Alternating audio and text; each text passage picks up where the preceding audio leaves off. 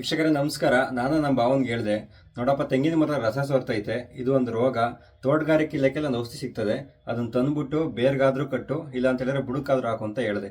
ಇವರು ಕೇಳಲಿಲ್ಲ. ಇವಾಗ ಅದೇ ರೋಗ ತೋಟಕ್ಕೆಲ್ಲ ಆಗೈತೆ, ಜೊತೆಗೆ ಮೂರ್ ತಿಂಗಳಿಗೆ ಒಂದೊಂದು ಮರ ಬಿದ್ದೈತವೆ. ದಯವಿಟ್ಟು ಈ ರೀತಿಯ ರೋಗ ಬಂದ್ರೆ ಮೊದಲು ನೀವು ತೋಟಗಾರಿಕೆ ಇಲಾಖೆಗೆ ಹೋಗ್ಬಿಟ್ಟು ಎಕ್ಸಾಕೊನಜಲ್ ಅಂತೇಳಿ ಒಂದು ಔಷಧಿ ಸಿಗುತ್ತೆ. ನೀವು ಇದೊಂದು ಫೋಟೋ ತೋರಿಸಿದ್ರೆ ಸಾಕು, ಅಲ್ಲಿರೋವರೆ ಕೊಡ್ತಾರೆ. ಒಂದು ವೇಳೆ ತೋಟಗಾರಿಕೆ ಇಲಾಖೆಯಲ್ಲಿ ಸ್ಟಾಕ್ ಇಲ್ಲ ಅಂತ ಹೇಳಿದ್ರೆ ನಿಮ್ಮ ಸ್ಥಳೀಯವಾಗಿರುವಂತಹ ಗೊಬ್ಬರದ ಅಂಗಡಿಗಳು ಏನಿರ್ತವೆ ಅಲ್ಲಿ ಟಾಟಾ ಕಂಪ್ನಿಯವ್ರದ್ದು ಒಂದು ಕಾಂಟಾಫ್ ಅಂತ ಹೇಳಿ ಬರುತ್ತೆ. ಇಲ್ಲ ಅಂತ ಹೇಳಿದ್ರೆ ಬೇರೆ ಕಂಪ್ನಿದು ಕೂಡ ನೀವು ತಗೋಬೋದು. ಆ ಒಂದು ಕೆಮಿಕಲ್ನ ತಗೊಂಡೋಗಿ ನಿಮ್ಮ ತೋಟದಲ್ಲಿ ಸರಿಯಾದ ರೀತಿಯಲ್ಲಿ ಬಳಸಿ ಈ ಒಂದು ರೋಗವನ್ನು ನೀವು ನಿಯಂತ್ರಣ ಮಾಡ್ಬೋದಾಗಿರುತ್ತೆ.